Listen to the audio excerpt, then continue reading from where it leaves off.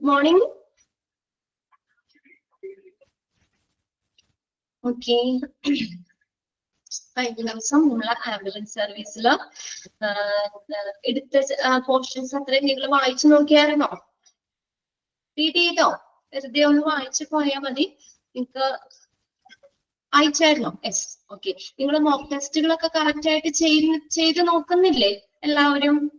5 question നമ്മൾ ഓരോ class vice ഇടുന്നത് ഇപ്പൊ ഇന്ന ക്ലാസ് കഴിയുമ്പോൾ നാളത്തേക്ക് നിങ്ങൾക്ക് കിട്ടും. അത് നിങ്ങൾ ചെയ്ത് നോക്കാം കേട്ടോ. അപ്പൊ അതിനകത്ത് മോക്ക് ടെസ്റ്റിലൊക്കെ ഏതെങ്കിലും ക്വസ്റ്റ്യൻസ് എന്തെങ്കിലും സംശയമുണ്ട്, നിങ്ങൾക്ക് ആൻസർ ക്ലിയർ കിട്ടുന്നില്ല, അങ്ങനെ എന്തെങ്കിലും ഉണ്ടെങ്കിൽ പിറ്റേ ദിവസം ടീച്ചേഴ്സ് ക്ലാസ്സിൽ വരുമ്പോൾ ആ ടീച്ചറിനോട് ചോദിച്ച് അത് നിങ്ങൾ ക്ലിയർ ചെയ്യണം കേട്ടോ. മോക്ക് ടെസ്റ്റുകൾ ചെയ്യുമ്പോൾ എല്ലാ ആൻസേഴ്സും ചെയ്ത് നോക്കുക. ആൻസേഴ്സിലൊക്കെ എന്തെങ്കിലും നിങ്ങൾക്ക് ഡൗട്ടോ അല്ലെങ്കിൽ കിട്ടാത്തതോ അങ്ങനെ എന്തെങ്കിലും ഉണ്ടെങ്കിൽ ടീച്ചേഴ്സിനോട് ചോദിച്ച് അത് ക്ലിയർ ചെയ്ത് പഠിച്ചു പോവുക കേട്ടോ. ഓക്കെ. അപ്പോൾ നമ്മള് കഴിഞ്ഞ ദിവസം എവിടെയാണെന്ന് പറഞ്ഞത്, നമ്മള് ഇപ്പൊ ആ ഒരു ആംബുലൻസ് സർവീസ് വിളിക്കാനായിട്ട് നമ്മൾ ഏത് നമ്പർ ഏതാ കോണ്ടാക്ട് ചെയ്യുന്ന നമ്പർ 108 അല്ലെ, 108 എന്ന നമ്പറിലേക്കാണ് നമ്മൾ വിളിക്കുന്നത്. അത് പറഞ്ഞിട്ടുണ്ട് അവിടെ.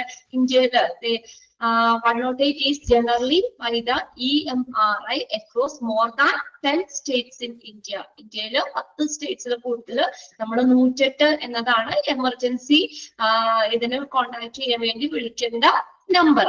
അപ്പൊ നമ്മള് ഇങ്ങനെ 108ലേക്ക് വിളിക്കുമ്പോൾ നമ്മൾ എന്ത് ചെയ്യണം? നമ്മൾ കോൾ ചെയ്യുന്ന ആള് കുറച്ച് ബേസിക് ഇൻഫർമേഷൻ പാസ് ചെയ്യണം അല്ലെ. എന്തൊക്കെ കാര്യങ്ങളായിരുന്നു അതിനകത്ത് വരുന്നേ? Where the call is placed from. എവിടെ നിന്നാണ് ഈ കോള് വിളിക്കുന്നത്? District, taluk, city, town, exact location, landmark, ഇതൊക്കെ നമ്മൾ എന്താ ക്ലിയർ ആയിട്ട് പറയണം. എവിടെ നിന്നാണ് കോള് വിളിക്കുന്നത്. രണ്ടാമത്തെ ഏതാണ്? Emergency type. എന്ത് തരത്തിലുള്ള എമർജൻസി ആണ് എന്നുള്ളത് ക്ലിയർ ആയിട്ട് പറയണം. പിന്നെ മൂന്നാമത്തെ പോയിന്റിൽ എന്താ പറഞ്ഞിരിക്കുന്നത്? Number of people injured and the state of the injured. എത്ര ആളുകൾക്ക് ഇഞ്ചുറി സംഭവിച്ചു, ആ ഒരു ഇഞ്ചുറിയുടെ അവസ്ഥ എന്താണ് എന്നുള്ളതും ക്ലിയർ ആയിട്ട് പറയണം. The caller, ലാസ്റ്റ് നോക്കിയേ, ഫോർത്ത് പോയിന്റിൽ എന്താ പറഞ്ഞേക്കുന്നത്? The caller's name and contact number for location guidance is needed. അപ്പോ നമ്മൾ കോളർ വിളിക്കുന്ന ആളുടെ പേര് പറയണം, കോണ്ടാക്ട് നമ്പറും പറയണം. ആംബുലൻസ് ഡ്രൈവറിന് നമ്മുടെ ആവശ്യമാണെങ്കിൽ നമുക്കൊന്ന് കോണ്ടാക്ട് ചെയ്യണമെങ്കിൽ ആ കോണ്ടാക്ട് നമ്പറും എന്ത് ചെയ്യണം? പറഞ്ഞു കൊടുക്കണം. അപ്പൊ ഇത്രയും കാര്യങ്ങളാണ് നമ്മള് ഒരു ആംബുലൻസ് സർവീസിന് വേണ്ടി വിളിക്കുമ്പോൾ ഒരു കോളർ പാസ് ചെയ്യേണ്ട ഇൻഫർമേഷൻ. ഇത് എക്സാമിന് ചോദിച്ചിട്ടുണ്ട് കേട്ടോ. പ്രീവിയസ് ക്വസ്റ്റ്യൻ പേപ്പറിൽ 4 പോയിന്റും ഒന്ന് നോട്ട് ചെയ്തിടാം. Basic information, send appropriate services. Ambulance service വിളിക്കുമ്പോൾ നമ്മൾ പാസ് ചെയ്യേണ്ട ബേസിക് ഇൻഫർമേഷൻ എന്തൊക്കെയാണെന്നുള്ളത് 4 പോയിന്റ് നമ്മൾ കഴിഞ്ഞ ക്ലാസ്സിൽ നോട്ട് ചെയ്തായിരുന്നു അല്ലെ? ഇല്ലേ? നോട്ട് ചെയ്ത് വെച്ചതല്ലേ പോയിന്റ്സുകള്? ഇനി നോക്കിയേ എന്താ പറഞ്ഞേക്കുന്നത്? Emergency help set through this process is expected to reach the site of the emergency in an average of 18 minutes. Okay, നമ്മൾ ഒരുപാട് ടൈം എടുക്കുന്ന രീതിയിലാവരുത്. അതായത് ഒരു 18 മിനിറ്റിനുള്ളിൽ ഈ സൈറ്റിൽ ചേരാൻ പറ്റുന്ന ഒരു ഹെൽപ്പ് ആയിരിക്കണം നമ്മൾ എടുക്കേണ്ടത്. Pre-hospital care will be given to patients who are transported to the nearest hospital. ഇപ്പൊ നമ്മുടെ തൊട്ടടുത്തുള്ള ഒരു ഹോസ്പിറ്റലിലേക്ക് നമുക്ക് എത്തുന്നത് വരെ പ്രീ ഹോസ്പിറ്റൽ കെയർ ആംബുലൻസിൽ കൊടുക്കേണ്ടി വരും. ആ ഒരു ഹോസ്പിറ്റലിലേക്ക് എത്തുന്നതിന് മുന്നേ തന്നെ ആംബുലൻസിൽ എന്ത് ചെയ്യണം? ഒരു കെയർ പേഷ്യൻസിന് ആ ട്രാൻസ്പോർട്ട് സമയത്ത് കൊടുക്കേണ്ടി വരും. അപ്പൊ അവിടെ തൊട്ടടുത്തുള്ള ഹോസ്പിറ്റലിൽ എത്തുന്നത് വരെ പ്രീ ഹോസ്പിറ്റൽ കെയർ ട്രാൻസ്പോർട്ട് സമയത്ത് പേഷ്യന്റിന് കൊടുക്കണം. The service generally free to patients. ഈ സർവീസ് എങ്ങനെയാ? അപ്പൊ അതിന് പ്രത്യേകം പൈസ ഒന്നുമില്ല, അത് പേഷ്യൻസിന് ഫ്രീ ആയിട്ട് തന്നെ കൊടുക്കുന്നതാണ്. The service generally free to patients. അടുത്ത 108 is generally by the EMRI. അവിടെ എക്സ്പാൻഡഡ് ഫോം പഠിക്കാൻ പറഞ്ഞായിരുന്നു, അത് നിങ്ങൾ അണ്ടർലൈൻ ചെയ്തിടുക. Emergency management and research institute. EMRI, emergency management and research institute. Then across more than 10 states in India. India, 108 is generally by the EMRI across more than 10 states of India. India, 10 states in കൂടുതൽ നമ്മൾ 108 എന്നുള്ളതാണ് emergency സർവീസിന് വേണ്ടി നമ്മൾ വിളിക്കുമ്പോൾ ഉള്ള number. അത് not ചെയ്തിട്ടേ കേട്ടോ, നമ്പർ എത്രയാണ്. നമ്മളൊരു എമർജൻസി സർവീസിന് വേണ്ടി കോൾ ചെയ്യുമ്പോൾ നമ്മൾ കോൺടാക്ട് ചെയ്യേണ്ട ആ നമ്പർ എത്രയാന്നുള്ളതും കൂടി നോട്ട് ചെയ്തിടാം. 108, 108. ഇനി അടുത്ത പാരഗ്രാഫ് നോക്കിയേ. During an emergency situation, to know what to do might save someone's life. എന്താ പറഞ്ഞേക്കുന്നേ, നമ്മളപ്പോ ഒരു എമർജൻസി സിറ്റുവേഷനില് നമ്മള് എന്താ പറയാ, നമ്മള് എന്താണോ നമ്മൾ അവരോട് പാസ് ചെയ്യുന്നത്, അത് ആ ഒരാളുടെ ജീവന് ജീവന് ഡിപ്പെൻഡ് ചെയ്തിരിക്കും. അതായത് നമ്മള് എങ്ങനെയാണ് കറക്റ്റ് ആയിട്ട് ഇൻഫർമേഷൻ പാസ് ചെയ്യുകയാണെങ്കിൽ നമുക്ക് അവരെ എന്ത് ചെയ്യുക, അവരുടെ നമുക്ക് ലൈഫ് നമുക്ക് സേവ് ചെയ്യാൻ പറ്റും അല്ലെ. അപ്പൊ നമ്മളത് നമ്മുടെ ഒരു ഒരു ഭയങ്കര ഒരു നമുക്ക് ആ ഒരു ടെൻഷനിലൊക്കെ നമ്മൾ അത്യാവശ്യമായിട്ട് പറയേണ്ട കാര്യം മറന്നു പോയി കഴിഞ്ഞു കഴിഞ്ഞാല് ചിലപ്പോ ആ പേഷ്യന്റിന് ആ ഒരു അവസ്ഥയില് എന്താ പറയാ അവരുടെ ലൈഫ് കിട്ടണമെന്നില്ല അല്ലെ. അപ്പൊ നമ്മൾ ആ ഒരു ടെൻഷനും കൂടാതെ ഫ്രീ ആയിട്ട് നമ്മൾ ആവശ്യമുള്ള ഇൻഫർമേഷൻ ഒക്കെ പാസ് ചെയ്യണം. അപ്പൊ അങ്ങനെ നമ്മളൊരു എമർജൻസി സിറ്റുവേഷനിൽ എന്താണ് നമ്മൾ പെട്ടെന്ന് ചെയ്യുന്നത്, അത് ഒരാളുടെ ജീവനെ ഡിപ്പെൻഡ് ചെയ്യും. നമ്മളുടെ ഒരു കയ്യിലാണ് ശരിക്കും എന്താ പറയാ അവരുടെ ലൈഫ്. അപ്പൊ നമ്മുടെ ഇപ്പൊ എമർജൻസി നമ്മൾ കോണ്ടാക്ട് ചെയ്യുമ്പോഴും നമ്മൾ ആംബുലൻസ് സർവീസ് പറയുമ്പോഴും നമ്മൾ എന്തൊക്കെ ഫെസിലിറ്റി അല്ലെങ്കിൽ വേണം, ഇന്ന ആ ഒരു പേഷ്യന്റിന്റെ ആ ഇപ്പോഴത്തെ സിറ്റുവേഷൻ എന്താണ് എന്നുള്ളത് കറക്റ്റ് ആയിട്ട് പറയണം. എങ്കിലാണ് അതനുസരിച്ചുള്ള ഫെസിലിറ്റി ഉള്ള ആംബുലൻസ് അവർക്ക് പ്രൊവൈഡ് ചെയ്യാൻ പറ്റുള്ളൂ. ഓക്കെ, പറഞ്ഞേക്കുന്നത് ആ ഒരു എമർജൻസി സിറ്റുവേഷനിൽ നമ്മൾ എന്താണ് പെട്ടെന്ന് ചെയ്യുന്നത് അതിനെ അനുസരിച്ച് അല്ലെങ്കിൽ അത് ആ ഒരാളുടെ ജീവനെ ഡിപ്പെൻഡ് ചെയ്തിരിക്കുന്നത്. Here are few tips on what to do. Tell the emergency dispatcher. Dispatcher എന്ന് പറഞ്ഞാൽ എമർജൻസി വിളിച്ചറിയിക്കുന്ന ആള്, എമർജൻസി വിളിച്ചറിയിക്കുന്ന ആള്, എമർജൻസി ഡിസ്പാച്ചർ, എമർജൻസി വിളിച്ചറിയിക്കുന്ന ആള്. Why calling for an ambulance. അപ്പൊ ഒരു ആംബുലൻസിനെ കോൾ ചെയ്യുമ്പോൾ ആ എമർജൻസി അറിയിക്കുന്ന ആള് എന്തൊക്കെ പറയണം അതിനെ കുറിച്ച് ഉള്ള കുറച്ച് ടിപ്സ് ആണ് ഇവിടെ പറഞ്ഞേക്കുന്നത്. അത് കുറച്ചൊക്കെ നമ്മൾ ആദ്യം പറഞ്ഞത് തന്നെ റിപ്പീറ്റ് ചെയ്ത് വരുന്നുണ്ട് കേട്ടോ. ഓക്കെ, അപ്പൊ എമർജൻസി ഡിസ്പാച്ചർ നമ്മൾ ആംബുലൻസിനെ കോൾ ചെയ്യുമ്പോൾ എന്തൊക്കെ കാര്യങ്ങൾ പറഞ്ഞു കൊടുക്കണം, അതിന്റെ കുറച്ച് ടിപ്സ് ആണ് ഇവിടെ പറഞ്ഞേക്കുന്നത്. ഫസ്റ്റ് വൺ നോക്കിയേ, B calm and tell the emergency operator the details of the type of emergency. അതാണ് ഫസ്റ്റ്. നമ്മൾ എങ്ങനെയാവണം, നമ്മൾ ശാന്തമായിരിക്കണം, നമ്മൾ കാം ആവണം, നമ്മൾ പാനിക് ആവരുത്. നമ്മൾ ആ ഒരു സിറ്റുവേഷനിൽ നമ്മൾ പേടിച്ച് ടെൻഷൻ ഒന്നും ആവരുത്. ടെൻഷൻ അടിച്ചു കഴിഞ്ഞാൽ നമുക്ക് ഉള്ളത് കൂടി പറയാൻ പറ്റില്ല. അപ്പൊ അതുകൊണ്ട് നമ്മൾ കാം എന്ന് പറഞ്ഞാൽ എന്താ, ശാന്തമാക്കുക, ശാന്തമായിരിക്കാം. നമ്മൾ ശാന്തമായിട്ട് ആ എമർജൻസി ഓപ്പറേറ്ററിനോട് അത് ഏത് തരത്തിലുള്ള എമർജൻസി ആണ്, details of the type of emergency, ഏത് തരത്തിലുള്ള എമർജൻസി ആണ് അതിന്റെ ഡീറ്റെയിൽ എമർജൻസി ഓപ്പറേറ്ററിനെ നമ്മൾ ശാന്തമായിട്ട് തന്നെ അവരോട് പറയണം. Okay, first point.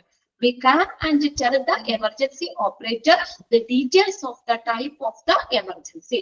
ആ എമർജൻസി ടൈപ്പ് അതിന്റെ ഡീറ്റെയിൽ നമ്മളെ എമർജൻസി ഓപ്പറേറ്ററിനോട് ശാന്തമായിട്ട് തന്നെ നമ്മൾ പറയണം. അതായത് അവിടെ നമ്മൾ കാരണമായിരിക്കണം, ഒരിക്കലും ഒരു പാനിക് ആവരുത്, അതായത് ടെൻഷൻ ഒന്നും അടിക്കരുത്. ഓക്കെ, രണ്ടാമത്തെ പോയിന്റ് എന്താ പറഞ്ഞേക്കുന്നത്, you will be demanded to tell him or her the address to where the ambulance should reach. That include postal code.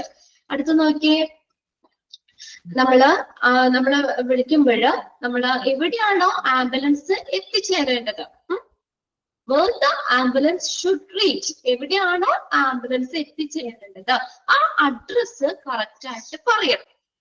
Address correct ആയിട്ട് പറയണം. That includes postal code. ഏതാ? പോസ്റ്റൽ കോഡ് ഉൾപ്പെടെ, pin code ഉൾപ്പെടെ address clear ആയിട്ട് പറഞ്ഞു കൊടുക്കണം. Okay. അടുത്തത് മൂന്നാമത്തെ പോയിന്റ് എന്താ? Your phone number may also be enquired for in the case the operator wants to contact you for direction. അടുത്തത് നമ്മൾ വിളിക്കുന്ന നമ്മുടെ ഫോൺ നമ്പർ എന്ത് ചെയ്യണം?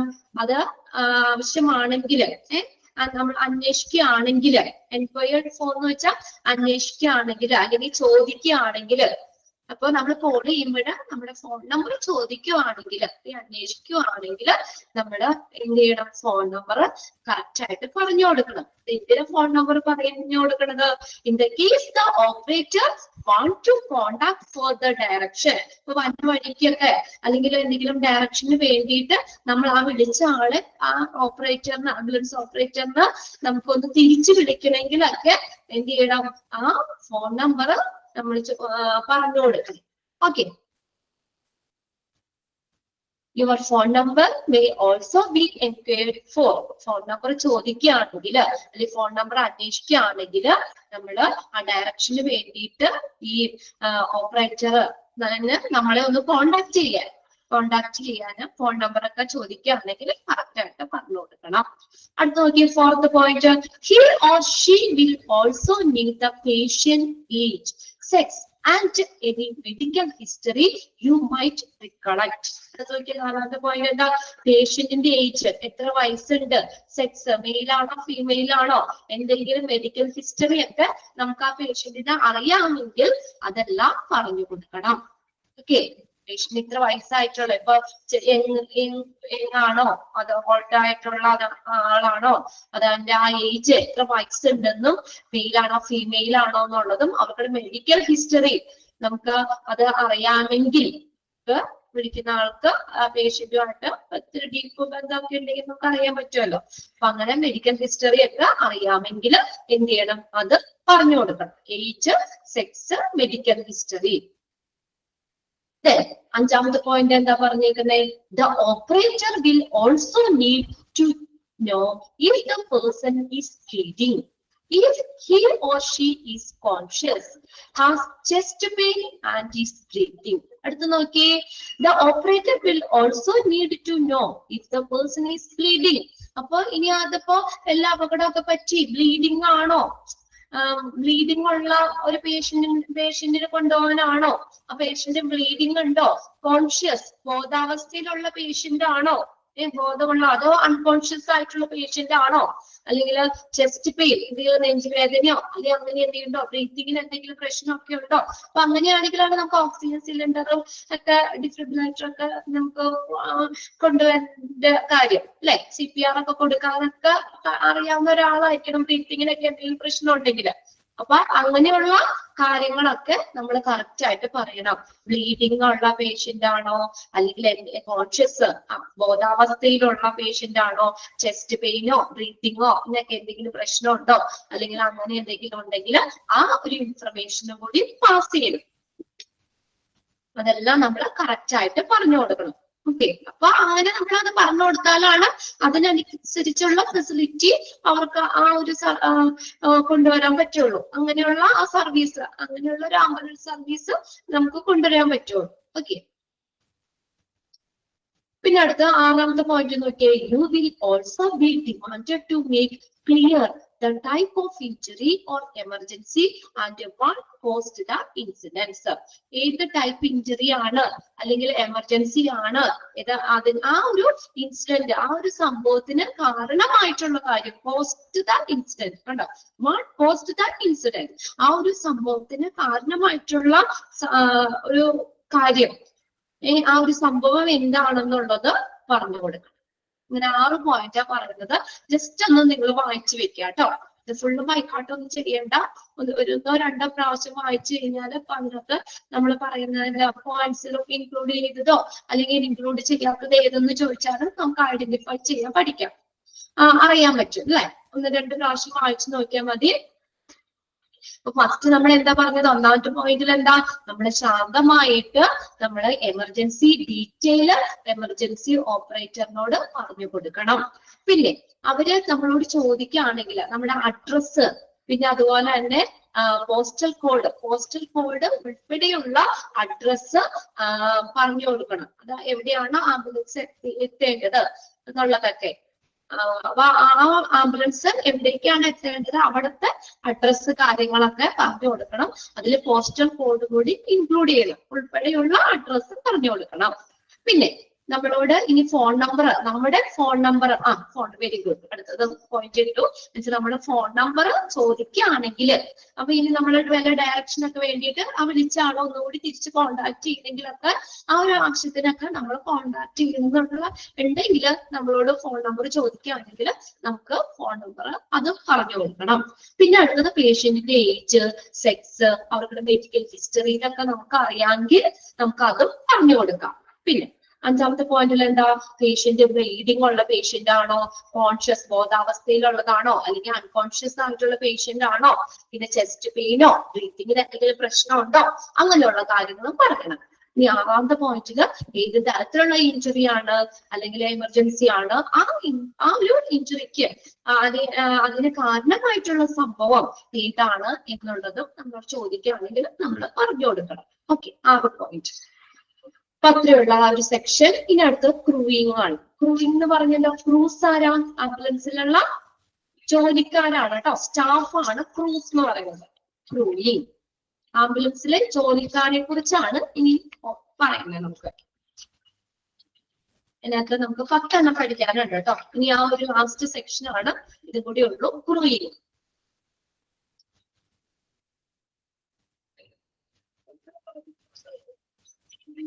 ഓക്കെ, ആംബുലൻസിനെ സ്റ്റാഫിനെ കുറിച്ച് പറയുന്നതാണ് ക്രൂയിങ് എന്ന് പറയുന്നത്.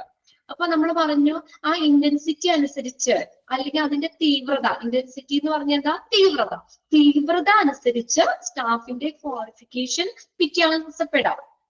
നമുക്ക് അതിന്റെ ഈ മൊഡ്യൂള് കഴിഞ്ഞാൽ എക്സാം ഉണ്ടോ മാം, അത് നിങ്ങൾക്ക് ഇവിടുന്ന് ഇൻഫർമേഷൻ തരും കേട്ടോ. എക്സാമിന്റെ കാര്യം ഇവിടുന്ന് ഇൻഫർമേഷൻ തരും. നമ്മുടെ ടെക്സ്റ്റിന് നിങ്ങൾക്ക് നിങ്ങളുടെ ഗൂഗിൾ ക്ലാസ് റൂമിലേക്ക് ഇട്ട് തരും. എക്സാം എങ്ങനെയാണ്, അല്ലെങ്കിൽ ഡേറ്റ് കാര്യങ്ങളൊക്കെ ഇട്ട് തരും. നമ്മുടെ ഓൾമോസ്റ്റ് തീരാറാവണേ ഉള്ളൂ അല്ലേ. സെക്കൻഡ് മൊഡ്യൂൾ, ഫസ്റ്റ് മൊഡ്യൂൾ എല്ലാവർക്കും കഴിഞ്ഞു തോന്നുന്നു അല്ലെ, എല്ലാ ടീച്ചേഴ്സിന്റെയും കഴിഞ്ഞില്ലേ? നിങ്ങൾ നോക്കി പോണില്ലേ? നിങ്ങൾക്ക് ആ മെയിൻ 4 ഷീറ്റ് തന്നിട്ടില്ലേ, അത് വെച്ച് കഴിഞ്ഞിട്ടില്ല അല്ലെ, ഫസ്റ്റ് കഴിഞ്ഞിട്ടില്ല. സെക്കൻഡ് മൊഡ്യൂളിൽ അധികം ഉണ്ടാവില്ല. സെക്കൻഡ് മൊഡ്യൂളിൽ നമുക്ക് ചാപ്റ്റർ ഒത്തിരി, ഇപ്പൊ ബ്ലഡ് ബാങ്ക് 4ാമത്തെ ചാപ്റ്റർ മുതൽ ഇവിടെ വരെയും നമ്മുടെ ചാപ്റ്റർ ആണ്. അപ്പൊ ഒത്തിരി ചാപ്റ്റർ നമുക്കാണ് സെക്കൻഡ് മൊഡ്യൂളിൽ കൂടുതൽ വന്നത്. അപ്പൊ മറ്റുള്ള ടീച്ചേഴ്സിന് സെക്കൻഡ് മൊഡ്യൂൾ 1 2 ചാപ്റ്റർ ഒക്കെ ഉണ്ടാവുള്ളൂ, അധികം ഉണ്ടാവില്ല ചാപ്റ്റർ അതിനകത്ത്. എന്തായാലും ഇതേ എക്സാമുമായിട്ടുള്ള ഡീറ്റെയിൽസും കാര്യങ്ങളും ഞങ്ങൾക്ക് പറഞ്ഞു തരാനുള്ള ഒരു ഇതില്ല. അതാണ് അതിന് ഇവിടെ വേറെ ഡ്യൂട്ടി ഉണ്ട്, അവർക്കുണ്ട്. അപ്പൊ നിങ്ങൾക്ക് വേണ്ടതായിട്ടുള്ള ഇൻഫർമേഷനും കാര്യങ്ങളും കറക്റ്റ് ആയിട്ട് ഇവിടെ നിങ്ങൾക്ക് ടെക്നിക്കൽ സെക്ഷനിൽ നിന്ന് നിങ്ങൾക്ക് ഓഫീസിൽ നിന്ന് അത് അറിയിച്ചു തരും കേട്ടോ. ഇനി നിങ്ങൾക്ക് എന്തെങ്കിലും സംശയം ഉണ്ടെങ്കിൽ നിങ്ങൾ അവരുമായിട്ടൊന്ന് കോണ്ടാക്ട് ചെയ്യുക. നിങ്ങൾക്ക് ആ കറക്റ്റ് ടൈം ആകുമ്പോഴത്തേക്കും അതിന്റെ ഡീറ്റെയിൽസും കാര്യങ്ങളും ഒക്കെ ഇട്ട് തരും കേട്ടോ. ഞങ്ങൾക്ക് നിങ്ങളോട് ഫോർമലായിട്ട് നമുക്ക് പറയാനുള്ള ഒരു ഇതില്ല, അതുകൊണ്ടാണ് കേട്ടോ. ടീച്ചേഴ്സിന് ആ ഒരു ഇതില്ല, അതിന് വേറെ ഡ്യൂട്ടി ഉണ്ട്, ഇവിടെ സ്റ്റാഫുകൾ ഉണ്ട്, അപ്പൊ അവര് ഇട്ട് തരും. ഇപ്പൊ ഞാൻ ചോദിച്ചതേ, നിങ്ങൾക്കൊരു 4 മൊഡ്യൂൾ തിരിച്ചുള്ള ഷീറ്റ് ഇട്ട് തന്നിട്ടില്ലേ? പേപ്പർ 1, പേപ്പർ 2, പേപ്പർ 3, പേപ്പർ 4 ഇല്ലേ? അപ്പൊ അതിനകത്ത് നിങ്ങൾ നോക്കാം കേട്ടോ. അപ്പൊ ഫസ്റ്റ് മൊഡ്യൂളിലെ ചാപ്റ്റേഴ്സ് ഒന്ന് നോക്കാം. നമുക്ക് അതിൽ 2 ചാപ്റ്റർ ഉണ്ടാക്കുന്നുള്ളൂ, ഇൻട്രൊഡക്ഷനും ഹിസ്റ്ററി മാത്രമേ നമുക്ക് ഉണ്ടാക്കുന്നുള്ളൂ. പിന്നെ നമ്മൾ പെട്ടെന്ന് സെക്കൻഡ് മൊഡ്യൂളിലേക്കാണ് പോകുന്നത്. സെക്കൻഡ് മൊഡ്യൂൾ 4th ചാപ്റ്റർ മുതൽ, ബ്ലഡ് ബാങ്ക് മുതലുള്ള ചാപ്റ്ററുകൾ നമ്മൾ കവർ ചെയ്ത് പോകുന്നത്. ഓക്കെ, ഇനി അതിന്റെ ഇടയ്ക്ക് ഒരു ചാപ്റ്റർ ഉണ്ട്, മോർച്ചറി. അത് അടുത്ത ക്ലാസ്സിൽ എടുക്കാം കേട്ടോ. ഇത് കഴിഞ്ഞിട്ട് നെക്സ്റ്റ് മോർച്ചറി കൂടിയും എടുക്കാം. അപ്പൊ അത് കണ്ടിന്യൂസ് 4ാമത്തെ ചാപ്റ്റർ മുതൽ 10ാമത്തെ ചാപ്റ്റർ ചെയ്യാൻ പോകുന്നുണ്ട്. ആംബുലൻസ് ഇതാണോ നിങ്ങളുടെ PDF കിടക്കണേ? എടുക്കാൻ പറ്റും. നമ്പർ PDF-ല് നിങ്ങളുടെ ഈ ഇവിടത്തെ ഇങ്ങനെ സെക്കൻഡ് മൊഡ്യൂൾ നിങ്ങളുടെ കറക്റ്റ് ആയിട്ടല്ലേ ടെക്സ്റ്റിൽ കിടക്കണത്? ഇതിന്റെ ഓർഡർ അനുസരിച്ചല്ലേ ടെക്സ്റ്റിൽ? അങ്ങനെയാണോ? നിങ്ങൾ എന്തായാലും ആ പേപ്പർ ഇല്ലേ, നിങ്ങൾക്ക് തന്നേക്കണ 4 പേപ്പർ ഇല്ലേ, അത് പേപ്പർ വെച്ചിട്ട് തന്നെ നോക്കി ഓർഡർ ആയിട്ട് ടെക്സ്റ്റിന്ന് പഠിക്കുക കേട്ടോ. ഓർഡർ അനുസരിച്ച് തന്നെ ടെക്സ്റ്റിന്ന് പഠിച്ചു പോവുക കേട്ടോ. ഓക്കെ, അപ്പൊ നിങ്ങൾക്ക് എക്സാം എങ്ങനെയാണ് എന്നുള്ളത് ഇവിടുന്ന് ഇൻഫർമേഷൻ തരും. എങ്ങനെയാണ് എക്സാം ഇടുന്നത് എന്നുള്ളത് തരും. അത് കോഡിംഗ് സെക്ഷനിൽ നിന്നും പിന്നെ ഇവിടുത്തെ ഓഫീസിൽ നിന്നും നിങ്ങൾക്ക് കറക്റ്റ് ആയിട്ട് എക്സാമിനെ കുറിച്ചുള്ള ഡീറ്റെയിൽ പറഞ്ഞു തരും. അപ്പൊ നിങ്ങൾ ഓരോ എന്തായാലും നമുക്ക് എന്ത് പേപ്പർ ആണ് മാം മനസ്സിലായില്ല. നിങ്ങൾക്ക് നിങ്ങളുടെ ഗ്രൂപ്പിലേക്ക് നിങ്ങൾക്ക് ഇട്ട് തന്നിട്ടുണ്ടെന്നാ പറഞ്ഞേക്കുന്നത്. 4 ഷീറ്റ് ഇല്ലേ മക്കളെ? പേപ്പർ 1, പേപ്പർ 3, പേപ്പർ 4 എന്നൊക്കെ പറഞ്ഞിട്ട് 4 ഷീറ്റില്ലേ? പേപ്പർ 1-ല് കുറച്ച് ചാപ്റ്ററുകൾ ലിസ്റ്റ് ചെയ്ത് തന്നിട്ടില്ലേ? ടെക്സ്റ്റിലല്ല ഞാൻ പറഞ്ഞ, അല്ലാതെ നിങ്ങൾക്ക് 4 ഒരു പേപ്പർ തിരിച്ചിട്ട് തന്നിട്ടില്ലേ? ടെക്സ്റ്റിലെ എല്ലാ ചാപ്റ്ററും കൂടി ഒരുമിച്ചല്ലേ കിടക്കുന്നേ? അല്ല,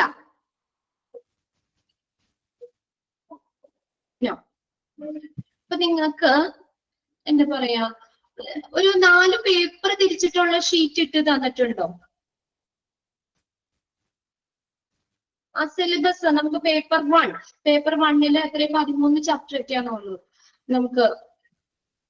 സിലബസ് എന്ന് പറഞ്ഞാൽ ലാസ്റ്റ് എക്സാം നിങ്ങളോട് പറഞ്ഞില്ലേ, ലാസ്റ്റ് എക്സാം നമുക്ക് ഓരോ പേപ്പർ തിരിച്ചിട്ടായിരിക്കും നിങ്ങൾക്ക് എക്സാം വരുന്നത്. പേപ്പർ 1, പേപ്പർ 2, പേപ്പർ 3, പേപ്പർ 4 അങ്ങനെയാണ് മെയിൻ എക്സാം വരുന്നത്. അപ്പൊ അതിന് എളുപ്പത്തിനാണ് നമുക്ക് ആ പേപ്പർ നിങ്ങൾക്ക് ടെക്സ്റ്റ് ബുക്കാണ്. ടെക്സ്റ്റ് ബുക്കില് ഇല്ല, അല്ലാതെ എക്സ്ട്രാ ഇവിടെ നിന്ന് ഞാൻ ചോദിച്ചത് നിങ്ങളുടെ കയ്യിലിരിക്കുന്ന ടെക്സ്റ്റ് ബുക്കാണ്. ഓക്കെ, ടെക്സ്റ്റ് ബുക്കാണ് നിങ്ങൾക്ക് ഇപ്പൊ ഉള്ളത്. അപ്പൊ അതിനകത്ത് ഞാൻ പറഞ്ഞത് ടെക്സ്റ്റ് ബുക്കിലല്ല, അല്ലാതെ നിങ്ങൾക്ക് 4 പേപ്പർ തിരിച്ചിട്ട് തന്നിട്ടില്ലേ? പേപ്പർ 1-ലെ ചാപ്റ്ററുകള് ഇല്ല. ഞാനൊന്ന് ചോദിക്കട്ടെ കേട്ടോ, അവിടെ ഒന്ന് ചോദിക്കട്ടെ. അപ്പൊ പേപ്പർ 1-ലുള്ള 4 പേജ് നേരത്തെ ഇപ്പൊ നിങ്ങൾക്ക് ക്ലാസ് ഒക്കെ തുടങ്ങണേക്കായി മുന്നിട്ട് തന്നിട്ടില്ലേ? പേപ്പർ 1-ല് 13 ചാപ്റ്റർ ആരോട് മെസ്സേജ് ചെയ്തല്ലോ? ഇപ്പൊ എന്റെ കയ്യിലില്ല അത്, ഞാൻ അവിടെ എന്റെ ബുക്കിലിരിക്കുകയാണ് തിരിച്ചത്. മൊഡ്യൂള് തിരിച്ചതേ മൊഡ്യൂൾ 1, മൊഡ്യൂൾ 2, മൊഡ്യൂൾ 3, മൊഡ്യൂൾ 4 എന്നുള്ളത് ഇല്ല. അത് ഞാനിവിടെ പറയാട്ടോ. തന്നിട്ടുണ്ടെന്നാണ് ഞാൻ അന്ന് നിങ്ങൾ ചോദിച്ചപ്പോൾ. ഇൻഡെക്സ് അല്ല, ടെക്സ്റ്റിലല്ല, അല്ലാതെ നിങ്ങളുടെ ടെക്സ്റ്റില് ഓർഡർ ഫസ്റ്റ് ചാപ്റ്റർ ഇൻട്രൊഡക്ഷൻ അല്ലേ കിടക്കണേ? അല്ലേ? ഇൻട്രൊഡക്ഷൻ, ഹിസ്റ്ററി ഓഫ് ഹോസ്പിറ്റൽ അങ്ങനെയല്ലേ അതിനകത്ത് കിടക്കണേ? ടെക്സ്റ്റിൽ അങ്ങനെയാണ്, ടെക്സ്റ്റിലെ ഓർഡറില്. ഇപ്പൊ ഞാൻ ചോദിച്ചത് 4 പേപ്പർ തിരിച്ചിട്ടുള്ളൊരു പേപ്പർ 1-ല് വന്ന ചാപ്റ്ററുകള് പേപ്പർ 2-ല് അങ്ങനെ ഇല്ലേ? ഇല്ലെങ്കിൽ ഞാൻ പറയാട്ടോ ഇവിടെ, അത് നിങ്ങൾക്ക് തരും. അപ്പൊ നിങ്ങൾക്ക് എക്സാമിന്റെ കാര്യങ്ങൾ ഇവിടെ നിന്ന് കറക്റ്റ് ആയിട്ട് ഇട്ട് തരും. ഓക്കെ, തന്നിട്ടുണ്ടെന്ന് ഒരു കുട്ടി 5-ന് ഇവിടെ ഇട്ടിട്ടുണ്ട്. ഫസ്റ്റ് നേരത്തെ അയച്ചിട്ടത് ക്ലാസ് റൂമില്. ഓക്കെ, ജയശ്രീ ഇട്ടിട്ടുണ്ട്. ഞാനിവിടെ ചോദിച്ചായിരുന്നു. അപ്പൊ അത് നിങ്ങൾക്ക് എക്സാമിന് ആ ചാപ്റ്ററിൽ അത്രയും പഠിച്ചാൽ മതിയാവും. പേപ്പർ 1-ല്, പേപ്പർ 2-ല് ബാക്കി വരുന്ന ചാപ്റ്ററുകൾ. അങ്ങനെ നിങ്ങളൊന്ന് നോക്കട്ടെ. എന്തായാലും എക്സാം ആവുമ്പോഴത്തേക്കും നിങ്ങൾക്ക് അത് ക്ലിയർ ചെയ്ത് ഇട്ട് തരും. ഇപ്പൊ നിങ്ങൾ എടുക്കുന്ന ചാപ്റ്ററുകൾ നോക്കാം. എന്തായാലും ഇതും കൂടി കഴിഞ്ഞിട്ടാണ് നിങ്ങൾക്ക് എക്സാം ഉണ്ടാവുള്ളൂ. എക്സാമിന്റെ ഡീറ്റെയിൽസ് ഒന്നും നമുക്ക് കിട്ടിയില്ല. ഇപ്പൊ ഓരോ പ്രാവശ്യം നമുക്ക് എങ്ങനെയാണെന്ന് കറക്റ്റ് ആയിട്ട് പറയാനും പറ്റില്ല. ഇപ്പൊ നേരത്തെ ബാച്ചുകളിൽ ഫസ്റ്റ് സെക്കൻഡ് പേപ്പർ കഴിഞ്ഞിട്ടായിരുന്നു ഒരു എക്സാം ഇടുന്നത്. അപ്പൊ ഇപ്പൊ പുതിയ ഇത് എങ്ങനെയാണെന്ന് അറിയില്ല. നമുക്കും കറക്റ്റ് ആയിട്ട് ഇൻഫർമേഷൻ ഇവിടെ കിട്ടിയിട്ടില്ല, ടീച്ചേഴ്സിന് കിട്ടിയിട്ടില്ല എങ്ങനെയാണ് എക്സാമിന്റെ ഇതെന്നുള്ളത്. ഗ്രൂപ്പിൽ ഇട്ട് തരാൻ പറയാട്ടോ. 4 പേപ്പർ ഞാൻ ഇട്ട് തരാൻ പറഞ്ഞേക്കാം. അപ്പൊ നിങ്ങൾ അതൊന്നും ഓർക്കണ്ട. എന്നാലും ചാപ്റ്റേഴ്സ് ഒന്നും തീർന്നിട്ടില്ല. ചാപ്റ്ററുകൾ തീരാറാവുമ്പോഴത്തേക്കും എക്സാമിന്റെ ഡീറ്റെയിൽസ് കറക്റ്റ് ആയിട്ട് ഇട്ട് തരും. ഏത് പേപ്പർ ആണ് എന്നുള്ള കാര്യങ്ങളൊക്കെ ഇട്ട് തരും കേട്ടോ. അത് ഓർത്താരും ടെൻഷൻ അടിക്കണ്ട. ഗ്രൂപ്പില് നേരത്തെ ഇട്ടിട്ടുണ്ടെന്നാണ് ഞാൻ ചോദിച്ചപ്പോ പറഞ്ഞത്. ഓക്കെ, നിങ്ങളുടെ കയ്യിൽ ഇപ്പൊ ടെക്സ്റ്റ് ആണല്ലോ, അപ്പൊ എല്ലാ ചാപ്റ്റേഴ്സും ഒരുമിച്ചല്ലേ കിടക്കുന്നേ? അത് ക്ലിയർ ചെയ്ത് പറഞ്ഞു തരും കേട്ടോ. ടീച്ചേഴ്സ് ആണെങ്കിലും പറഞ്ഞു തരും. ഇപ്പൊ നമ്മുടെ ഫസ്റ്റ് പേപ്പറിൽ വരുന്ന 2 ചാപ്റ്റർ ഉള്ളൂ, ഇൻട്രൊഡക്ഷൻ ഹിസ്റ്ററി മാത്രമേ ഉള്ളൂ നമ്മുടെ ഫസ്റ്റ് പേപ്പറിൽ വരുന്നത്. ഓക്കെ, ടീച്ചേഴ്സ് അത് പറഞ്ഞു തരും. ഇപ്പൊ എക്സാം ആയിട്ടില്ലല്ലോ, നമ്മുടെ പോർഷൻസ് തീർന്നിട്ടില്ല. പോർഷൻസ് തീർന്ന് കഴിയുമ്പോഴത്തേക്കും നിങ്ങൾക്ക് അത് പറഞ്ഞ് ക്ലിയർ ആക്കി തരും. പിന്നെ ആ 4 പേപ്പർ തിരിച്ചത് നിങ്ങൾക്ക് ഗ്രൂപ്പിൽ നേരത്തെ ഇട്ടിട്ടുണ്ടെന്നാ പറഞ്ഞു. നിങ്ങളുടെ ക്ലാസ് റൂം ആപ്പിൽ നിങ്ങൾക്ക് നേരത്തെ ഇട്ടിട്ടുണ്ടെന്നാ പറഞ്ഞത്. എന്തായാലും എക്സാമിന്റെ ഇൻഫർമേഷൻ ഒന്നും വന്നിട്ടില്ല, ഡേറ്റ് ഒന്നും വന്നിട്ടില്ല. ഓക്കെ, അത് എങ്ങനെയാന്ന് വെച്ചാൽ ക്ലിയർ ചെയ്ത് പറഞ്ഞു തരൂ കേട്ടോ. ഓക്കെ, ഇപ്പൊ നമ്മൾ എവിടെയാ പറഞ്ഞ ആംബുലൻസിന്റെ ക്രൂയിങ് ആ പറഞ്ഞത് അല്ലെ?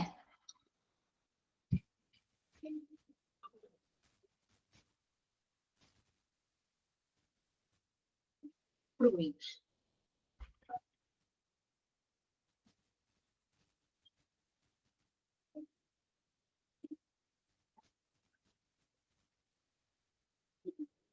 ഇപ്പൊ എല്ലാവർക്കും ടെക്സ്റ്റ് നിങ്ങൾക്ക് കിട്ടിയല്ലോ.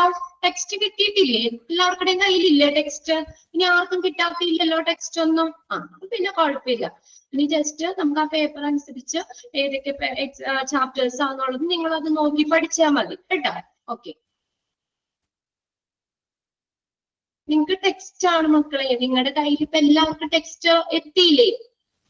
ടെക്സ്റ്റ് എത്തിയിട്ടുണ്ടല്ലോ. ടെക്സ്റ്റ് കയ്യിലില്ലേ എല്ലാവർക്കും? യെസ് ഉണ്ട്. ഓക്കെ,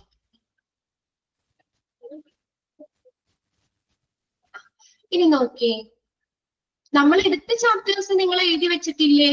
ഞാൻ ആദ്യം പറഞ്ഞില്ലേ, ഓരോ ടീച്ചേഴ്സ് എടുക്കുന്നത് ജസ്റ്റ് നിങ്ങളൊന്ന് നോട്ട് ചെയ്ത് വെക്കണമെന്ന്, ഏതൊക്കെ ചാപ്റ്റർ ആണെന്നുള്ളത്. ഓക്കെ, യെസ്, അത് മതി.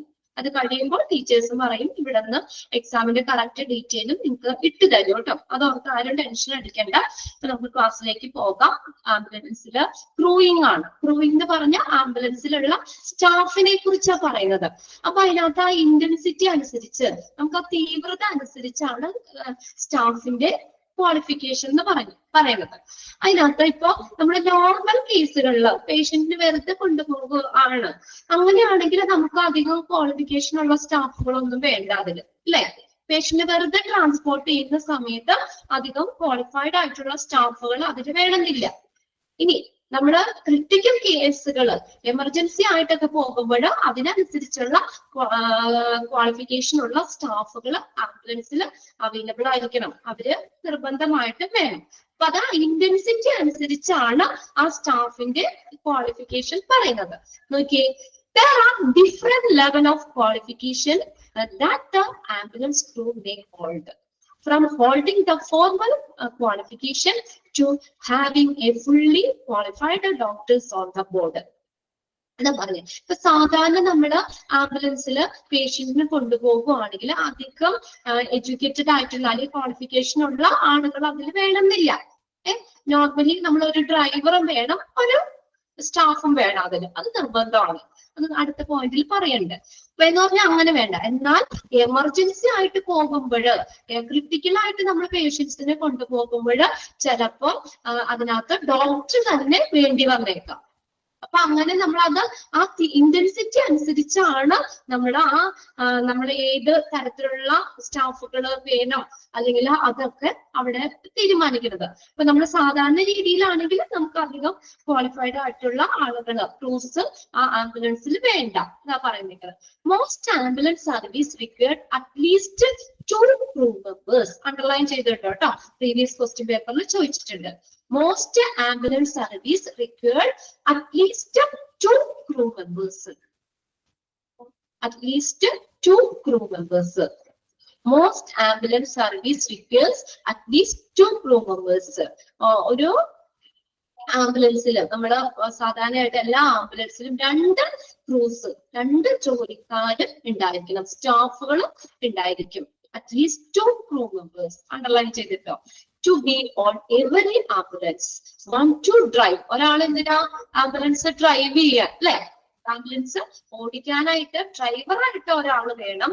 And 1 to attend to the patient. ഒരാള് പേഷ്യന്റിനെ അറ്റൻഡ് ചെയ്യാനും. അങ്ങനെ 2 സ്റ്റാഫ് ക്രൂസ് ആംബുലൻസിൽ നിർബന്ധമാണ്. എല്ലാ ആംബുലൻസിലും 2 ക്രൂസ് നിർബന്ധമാണ്. ഒരാള് ഡ്രൈവ് ചെയ്യാനും ഒരാള് പേഷ്യന്റിനെ അറ്റൻഡ് ചെയ്യാനും. Okay, attend. One to drive and one to attend to the patient. പേഷ്യന്റിനെ അറ്റൻഡ് ചെയ്യാനും. അങ്ങനെ 2 ക്രൂസ് ആംബുലൻസിൽ അവൈലബിൾ ആയിരിക്കണം. കോമൺ ആംബുലൻസ് ക്രൂ ക്വാളിഫിക്കേഷൻസ് ആ, ഇത് നമ്മൾ ഓരോന്നും ഓരോ ക്രൂസിന്റെയും ക്വാളിഫിക്കേഷൻ ആ പറയുന്നത്. ഓക്കെ, പറഞ്ഞു നമ്മളിപ്പോ ഒരു പേഷ്യന്റിന് സാധാരണ രീതിയിൽ നമ്മൾ മൂവ് ചെയ്യിക്കുമ്പോൾ അതില് ഒരു ഡ്രൈവറും ആ പേഷ്യന്റിനെ അറ്റൻഡ് ചെയ്യാനായിട്ട് ഒരാൾ മതി. അപ്പൊ അവിടെ അധികം ക്വാളിഫൈഡ് ആയിട്ടുള്ള ആ സ്റ്റാഫുകൾ ആ ഇതില് ട്രാൻസ്പോർട്ട് സമയത്ത് വേണമെന്നില്ല. ചിലപ്പോൾ നമ്മൾ നല്ലൊരു മെഡിക്കൽ ടീം തന്നെ വേണ്ടി വരും. അതിന്റെ ഇന്റൻസിറ്റി അനുസരിച്ചാണ്. ചിലപ്പോൾ മെഡിക്കൽ ടീമുകൾ തന്നെ വേണ്ടി വരും, ചിലപ്പോൾ നേഴ്സ് മതിയാവും, ചിലപ്പോൾ ഡോക്ടർ തന്നെ വേണ്ടി വന്ന കേസുകളുണ്ട്. അത്രയും ക്രിട്ടിക്കൽ ആയിട്ടുള്ള കേസുകളിൽ ഡോക്ടർ തന്നെ ചിലപ്പോഴും വേണ്ടി വന്നേക്കാം. ഓക്കെ, അതിനകത്ത് പറഞ്ഞേക്കുന്നത് ഫസ്റ്റ് വരുന്നതാണ് first responder. A person who reaches at the first of the scene of an incident. A person who reaches first at the scene of an incident. ഒരു സംഭവ സ്ഥലത്ത് ആദ്യം എത്തിച്ചേരുന്ന വ്യക്തി, a person, അതാണ് ഫസ്റ്റ് റെസ്പോണ്ടർ എന്ന് പറയുന്നത്. അണ്ടർലൈൻ ചെയ്തിട്ടോ? ഒരു ഇൻസിഡൻസിന്റെ ആ സീന് ഫസ്റ്റ് വരുന്നത്, ഫസ്റ്റ് നമ്മൾ എത്തിച്ചേരുന്ന ആ ഒരു വ്യക്തി, അദ്ദേഹമാണ് ഫസ്റ്റ് റെസ്പോണ്ടർ എന്ന് പറയുന്നത്. ജോലി എന്താ?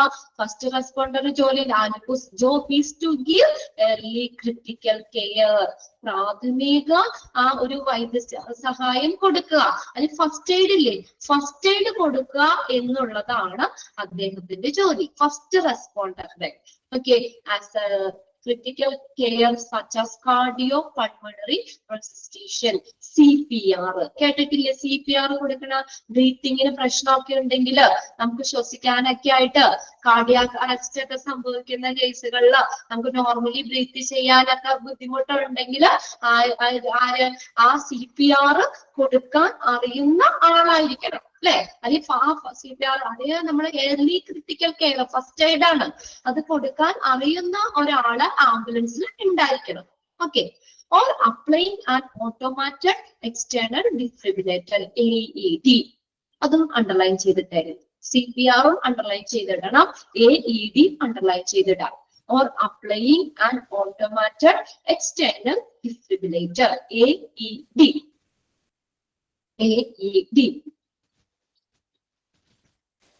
AED, automated external defibrillator AED. അപ്പോ ഇനി CPR ചിലപ്പോ എന്ന് പറഞ്ഞാൽ ചില കേസുകളില് ഈ CPR കൊടുത്തിട്ടും ആ ബ്രീത്തിങ് നോർമൽ അല്ലെങ്കിൽ അടുത്തതാണ് നമ്മൾ ഡിഫിബ്രിലേറ്റർ, ഓട്ടോമാറ്റഡ് എക്സ്റ്റേണൽ ഡിഫിബ്രിലേറ്റർ കൊടുക്കുന്നത്. അത് കണ്ടിട്ടുണ്ടോ നിങ്ങളിപ്പോ? എന്താ പറയാ, ഈ രണ്ട് ഇങ്ങനെ പിടിക്കുന്ന സാധനം, ഈ രണ്ട് പിടിക്കുന്ന ഒരു സാധനം പോലെ ഇങ്ങനെ ഹാർട്ടിന്റെ ഹൃദയം, അതായത് ഇങ്ങനെ ചെസ്റ്റിൽ ഇങ്ങനെ വെക്കുക ആ സംഭവം. അത് വെച്ചിട്ട് ഇങ്ങനെ നല്ലോണം ഇങ്ങനെ പ്രസ് ചെയ്യും. ഇങ്ങനെ പ്രസ് ചെയ്യുമ്പോൾ ഇങ്ങനെ ഒരു ജർക്ക് ചെയ്യുന്ന പോലെ തന്നെ അത് ഇങ്ങനെ ബ്രീത്തിങ് പെട്ടെന്ന് കിട്ടും. രാജഗിരിയിലുണ്ട്, ഫിലിമിലുണ്ട്, സിനിമയില് കണ്ടിട്ടുണ്ട് അല്ലെ? ഇപ്പൊ സാധാരണ കേസില് നമുക്ക് അങ്ങനെ ആ ഒരു കാർഡിയാക് അറസ്റ്റ് ഒക്കെ വരികയാണെങ്കിൽ, ബ്രീത്തിങ്ങിന് പെട്ടെന്ന് പ്രശ്നമൊക്കെ വരികയാണെങ്കിൽ നമുക്ക് എന്താ CPR കൊടുത്താൽ മതിയാവും. ഇനി CPR കൊടുത്തിട്ടും ആ പേഷ്യന്റ് നോർമൽ ആയില്ലെങ്കിൽ നെക്സ്റ്റ് നമ്മൾ അപ്ലൈ ചെയ്യുന്നതാണ് AED, ഓട്ടോമാറ്റഡ് എക്സ്റ്റേണൽ ഡിഫിബ്രിലേറ്റർ എന്ന് പറയുന്നത്. ഏതാണ്? CPR-ന്റെ ഫുൾ ഫോം ഉണ്ടല്ലോ അവിടെ, നോക്കിയേ, തൊട്ട് മുന്നുണ്ടല്ലോ, കാർഡിയോ പൾമോണറി റെസിസ്റ്റേഷൻ, CPR. ടെക്സ്റ്റിലുണ്ട്, അതൊന്ന് അണ്ടർലൈൻ ചെയ്തിട്ടേ കേട്ടോ. ഓക്കെ, അടുത്തതാണ് AED എന്ന് പറയുന്നത്, ഓട്ടോമാറ്റഡ് എക്സ്റ്റേണൽ ഡിഫിബ്രിലേറ്റർ. അപ്പൊ ഇങ്ങനെ CPR കൊടുത്തിട്ട് ബ്രീത്തിങ് ശരിയാവില്ലെങ്കിൽ നെക്സ്റ്റ് കൊടുക്കുന്നതാണ് AED. അതായത് ഇങ്ങനെ രണ്ട് പിടിക്കുന്ന ഒരു സാധനം പോലെ ഉണ്ടാവും, അതിങ്ങനെ ചെസ്റ്റിൽ വെച്ചിട്ട് ഇങ്ങനെ പ്രസ് ചെയ്യുമ്പോൾ പെട്ടെന്ന് ഇങ്ങനെ ഒരു ജെർക്ക് പോലെ ആ ബ്രീത്തിങ് കിട്ടും. അപ്പൊ അങ്ങനെ ഈ AED യൂസ് ചെയ്യാൻ അറിയുന്ന ആളുമായിരിക്കണം. ഓക്കെ, അപ്പൊ ആ രണ്ട് കാര്യങ്ങളും അതിനകത്ത് പറയുന്നത്. First responder may be sent by the ambulance service. Shock കൊടുക്കുന്ന ഓക്കെ ഓക്കെ. അപ്പൊ ഇത് ആംബുലൻസ് സർവീസ് വരുമ്പോൾ അപ്പൊ ഒരാൾ ഡ്രൈവ് ചെയ്യാനുണ്ടാവും, അതിന്റെ കൂടെയുള്ള ഒരു സ്റ്റാഫ് ആരായിരിക്കണം? ഈ ഇങ്ങനെയുള്ള നമ്മള് CPR ഒക്കെ കൊടുക്കാൻ അറിയാൻ പറ്റുന്ന ഒരാളായിരിക്കണം. ഇങ്ങനെ early first aid, early critical care കൊടുക്കാൻ അറിയുന്ന ഒരാൾ കൂടി അതിനകത്ത് ഉണ്ടായിരിക്കണം. അപ്പൊ ഈ ആംബുലൻസ് സർവീസ് സെൻഡ് ചെയ്യുമ്പോൾ ഈ ഫസ്റ്റ് റെസ്പോണ്ടറും അതിനകത്ത് ഉണ്ടാവും. First responder may be sent by the ambulance service. Ambulance സർവീസിന്റെ കൂടെ ആ ഫസ്റ്റ് റെസ്പോണ്ടർ ഉണ്ടാവും. May be passers by or may dispatch to the scene from other agencies such as police or fire department. Okay.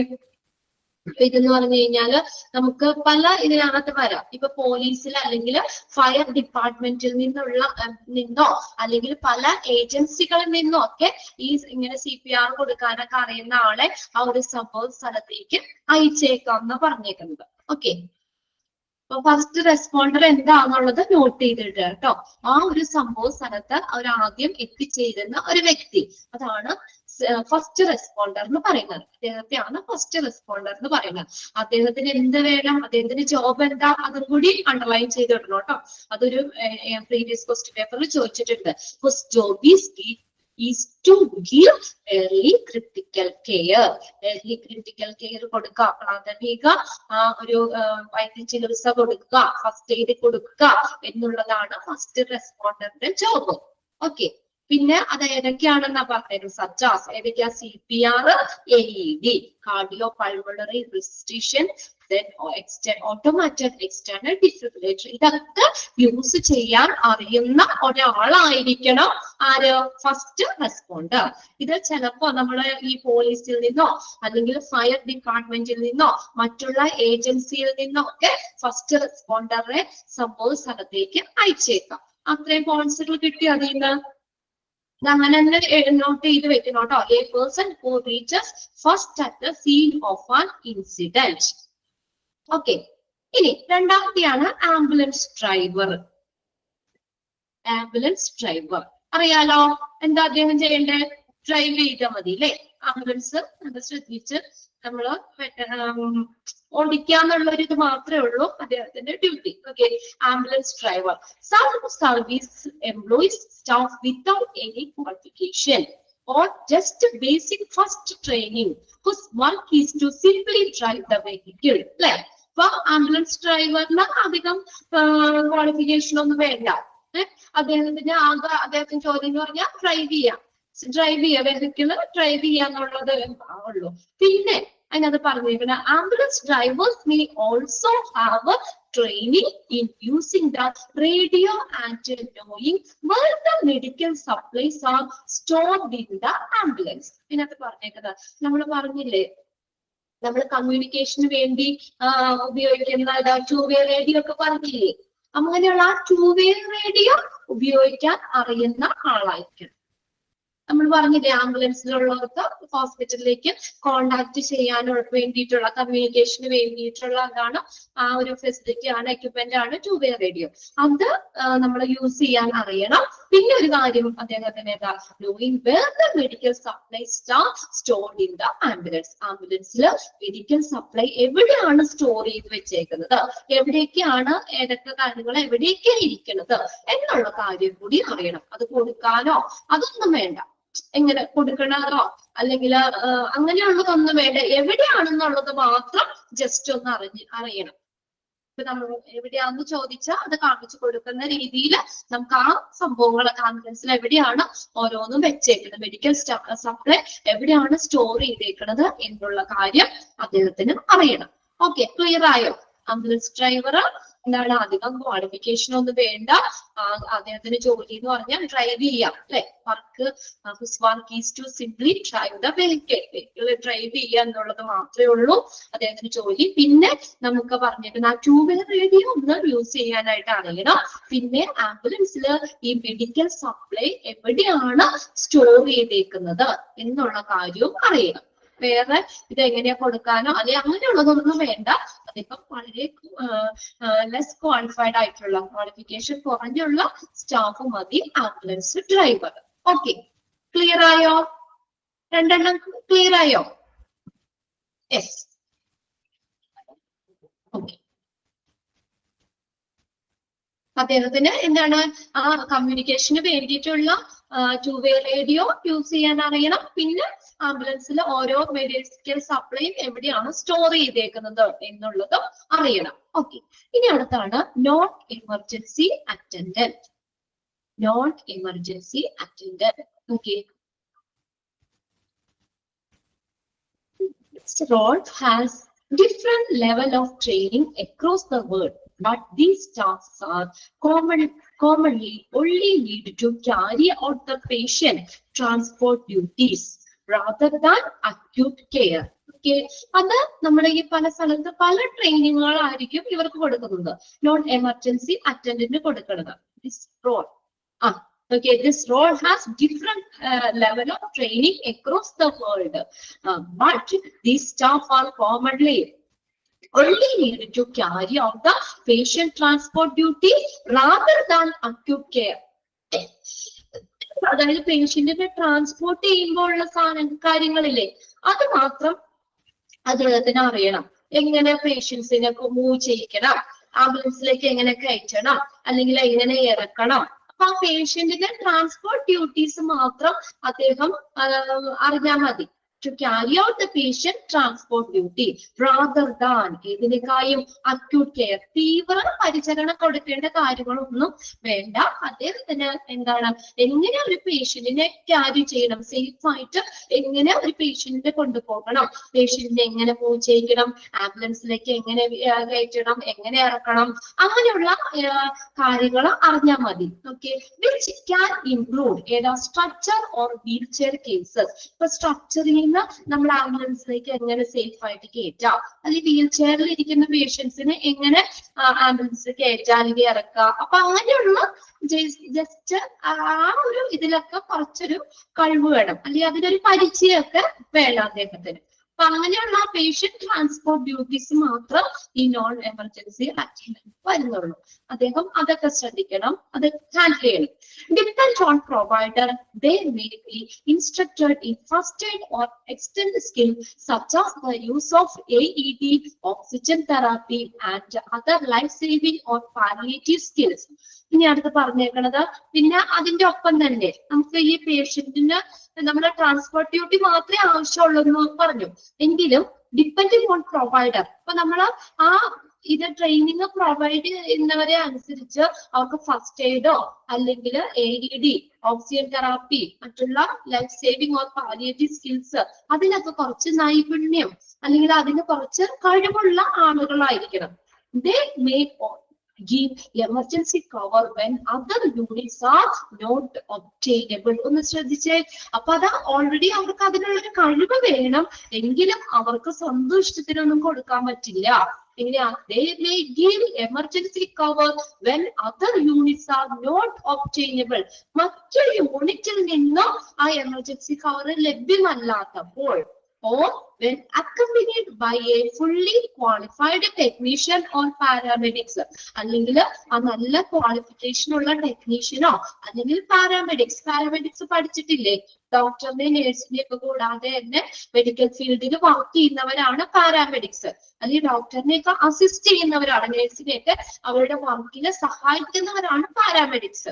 അപ്പൊ ഇങ്ങനെയുള്ള fully qualified ആയിട്ടുള്ള ടെക്നീഷ്യനോ അല്ലെങ്കിൽ പാരാമെഡിക്സോ, അപ്പൊ അവര് ഒപ്പം ഉണ്ടാകുമ്പോൾ അവർക്ക് വേണമെങ്കിൽ എമർജൻസി കവർ കൊടുക്കാം. അല്ലാതെ അവർക്ക് സ്വന്തം ഇഷ്ടത്തിന് കൊടുക്കാനുള്ള ഇതൊന്നുമില്ല. അപ്പൊ ഇങ്ങനെ ഇത്രയും ക്വാളിഫൈഡ് ആയിട്ടുള്ള ടെക്നീഷ്യന്റെയോ പാരാമെഡിക്സിന്റെയോ ഒക്കെ പ്രസൻസില് അവരൊപ്പം ഉണ്ടാകുമ്പോൾ എന്തെങ്കിൽ എമർജൻസി കവർ കൊടുക്കാം. അതാണ് നോൺ എമർജൻസി അറ്റൻഡന്റ് എന്ന് പറയുന്നത്. ഓക്കെ, മറ്റു യൂണിറ്റിൽ നിന്ന് അത് ലഭ്യമല്ലാത്തപ്പോൾ അല്ലെങ്കിൽ ഫുള്ളി ക്വാളിഫൈഡ് ആയിട്ടുള്ള ആ ടെക്നീഷ്യനോ പാരാമെഡിക്സോ ഒക്കെ ഒപ്പം ഉണ്ടാകുമ്പോൾ അവർക്ക് എന്ത് ചെയ്യാം, എമർജൻസി കവർ കൊടുക്കാം. ഓക്കെ, അപ്പൊ എന്താ പറഞ്ഞേക്കുന്നത്, നോൺ എമർജൻസി അറ്റൻഡ് എന്ന് പറഞ്ഞാൽ പല സ്ഥലത്തും പല ലെവൽ ഓഫ് ട്രെയിനിങ് ആണ് അവർക്ക് കൊടുക്കുന്നത്. ബേസിക് ആയിട്ട് എന്താ പറയാ, അവർക്ക് പേഷ്യന്റിന് ട്രാൻസ്പോർട്ട് ഡ്യൂട്ടീസാ പറയുന്നത്. അതായത് സ്ട്രെച്ചറും വീൽ ചെയറും ഒക്കെ നമ്മൾ ഹാൻഡിൽ ചെയ്യാനായി അത് ഉപയോഗിക്കാനൊക്കെ അറിയണം. അതായത് അതിൽ നിന്ന് പേഷ്യന്റിനെ സേഫ് ആയിട്ട് കയറ്റാനും ഇറക്കാനും ഒക്കെ അവർക്ക് സ്കില്ല് വേണം. പിന്നെ അതിന്റെ ഒപ്പം തന്നെ നമ്മൾ പറഞ്ഞു ഈ നമ്മൾ കുറച്ച് സ്കില്ലുകൾ AED, automated external defibrillator, oxygen therapy, മറ്റുള്ള ലൈഫ് സേവിങ് ഓർ പാലിയേറ്റീവ് സ്കില്ലുകൾ, അതിന് അവർക്ക് ഒരു ട്രെയിനിങ് കിട്ടും. അതിനുള്ള ട്രെയിനിങ് അവർക്ക് കിട്ടും. പക്ഷേ എന്താണ് പറഞ്ഞിരുന്നത്, അത് ഇപ്പൊ നമ്മളിപ്പോ ഒരു പേഷ്യന്റിന് അങ്ങനെ ഇത് കൊടുക്കണമെങ്കിൽ മറ്റു യൂണിറ്റിൽ നിന്നോ അല്ലെങ്കിൽ വേറെ ആരും അവിടെ കൊടുക്കാനില്ലാത്തപ്പോൾ, അതാണ് മറ്റു യൂണിറ്റിൽ നിന്നും അത് ലഭ്യമല്ലാത്തപ്പോൾ, അല്ലെങ്കിൽ നമ്മൾ പറഞ്ഞേക്കുന്ന ഒരു ഫുള്ളി ക്വാളിഫൈഡ് ആയിട്ടുള്ള ഒരു ടെക്നീഷ്യനോ പാരാമെഡിക്സോ ഒപ്പം ഉണ്ടാകുമ്പോൾ, അല്ലെങ്കിൽ അവർക്കൊരു പ്രസൻസിൽ മാത്രം അവർക്ക് എന്ത് ചെയ്യാൻ പറ്റും, എമർജൻസി കവർ കൊടുക്കാൻ പറ്റും. ഓക്കെ, ഇനി നെക്സ്റ്റ് ഫോർത്ത് വൺ ആണ് emergency care assistant. Emergency care assistant. Frontline ambulance drivers who arrive at the occurrence in both the emergency and non-emergency situation. അതായത് എമർജൻസി സിറ്റുവേഷൻ ആണെങ്കിലും നോൺ എമർജൻസി സിറ്റുവേഷൻ ആണെങ്കിലും work ചെയ്യുന്ന രീതിയിലുള്ള അസിസ്റ്റന്റുകളാണ് emergency care assistant എന്ന് പറയുന്നത്. Emergency ആണെങ്കിലും അവർക്ക് അത് ഹാൻഡിൽ ചെയ്യാൻ അറിയണം, നോൺ എമർജൻസി ആണെങ്കിലും അത് ഹാൻഡിൽ ചെയ്യാൻ പറ്റുന്ന രീതിയിലുള്ള അസിസ്റ്റന്റുകളാണ് എമർജൻസി കെയർ അസിസ്റ്റന്റ് എന്ന് പറയുന്നത്. Their job is to help the technician or paramedics. They are working with the carry out their duties. അതൊന്ന് അണ്ടർലൈൻ ചെയ്തിട്ടേ കേട്ടോ, ഇത് അണ്ടർലൈൻ ചെയ്തിടുക. പിന്നെ എമർജൻസി കെയർ അസിസ്റ്റന്റ് എന്ന് പറഞ്ഞാൽ എമർജൻസി ആണെങ്കിലും നോൺ എമർജൻസി സിറ്റുവേഷൻ ആണെങ്കിലും ഹാൻഡിൽ ചെയ്യാൻ പറ്റുന്ന തരത്തിലുള്ള ആംബുലൻസ് ഡ്രൈവറാണ് എമർജൻസി കെയർ അസിസ്റ്റന്റ് എന്ന് പറയുന്നത്. ഇനി അദ്ദേഹത്തിന്റെ ഡ്യൂട്ടി എന്താ, അത് ചോദിച്ചിട്ടുണ്ട് കേട്ടോ, അണ്ടർലൈൻ ചെയ്തിടാം. Their job is to help the technician or paramedic. They are working with the carry out their duties. അപ്പോ ടെക്നീഷ്യനോ പാരാമെഡിക്സോ അവരുടെ ഡ്യൂട്ടി നടപ്പിലാക്കുമ്പോൾ, അവർ ചെയ്യുമ്പോൾ അവരെന്ത് ചെയ്യുക, ഒന്ന് ഹെൽപ്പ് ചെയ്ത് കൊടുക്കുക. അതാണ് ഓക്കെ, ഒന്ന് സപ്പോർട്ട് ചെയ്യുക. അതിനൊന്നും എമർജൻസി കെയർ കൊടുക്കുന്ന ആളുകൾ അവരെ ഒന്ന് സപ്പോർട്ട് ചെയ്ത് കൊടുക്കാം. They help to technician or paramedics. They are working with the carry out their duties.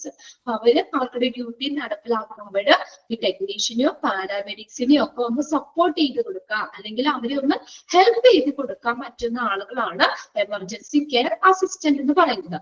Such as making up medication, setting up fluid, ബാക്കിട്ട് കൊടുത്തിട്ടുണ്ട്, but not attaching or doing simple observation. എന്തൊക്കെയാ പറഞ്ഞേക്കുന്നത്, അത് മരുന്നുകളൊക്കെ തയ്യാറാക്കുക, പിന്നെ ഫ്ലൂയിഡ് നിറയ്ക്കുക. അതായത് നമ്മൾ പറയാ, നമ്മളിപ്പോ ഈ ട്രിപ്പോ കാര്യങ്ങളോ ഒക്കെ ഇതൊക്കെ ആണെങ്കിൽ അതൊക്കെ ഒന്ന് സെറ്റ് ചെയ്ത് കൊടുത്താൽ മാത്രം മതി.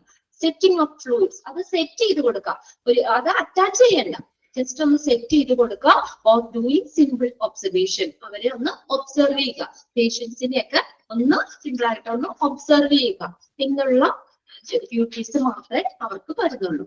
ഓക്കെ, അതായത് അവരെ ഒന്ന് ഹെൽപ്പ് ചെയ്ത് കൊടുത്താൽ മതി. ടെക്നീഷ്യനോ പാരാമെഡിക്സിന്റെ ഒക്കെ അവർ ചെയ്യുന്ന വർക്കുകളിൽ ഒന്ന് ഹെൽപ്പ് ചെയ്ത് കൊടുക്കുക, അല്ലെങ്കിൽ ഒന്ന് സപ്പോർട്ട് ചെയ്ത് കൊടുക്കുക എന്നുള്ളത് മാത്രമാണ് അവരുടെ ഡ്യൂട്ടി വരുന്നത്. ഏതൊക്കെയാണ്, സച്ചാസ് ഏതൊക്കെയാണ്, making up medication, setting up fluid or doing simple observation. പേഷ്യന്റിനെയൊക്കെ സിമ്പിൾ ആയിട്ടൊന്ന് ഒബ്സർവ് ചെയ്യുക.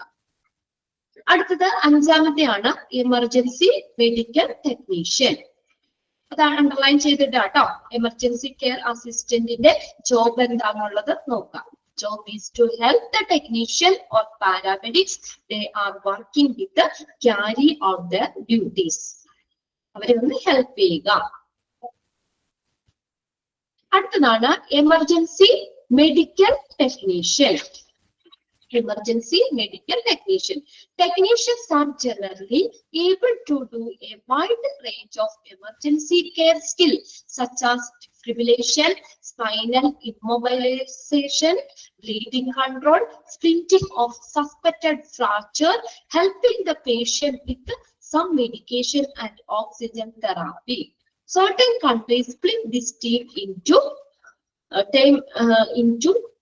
level, such as in US, where their EMT basic and EMI intermediate. Okay. EMT intermediate എന്ന് തന്നെയാണ് കേട്ടോ. എമർജൻസി മെഡിക്കൽ ടെക്നീഷ്യൻ തന്നെയാണ് രണ്ടിലും വരുന്നത് കേട്ടോ.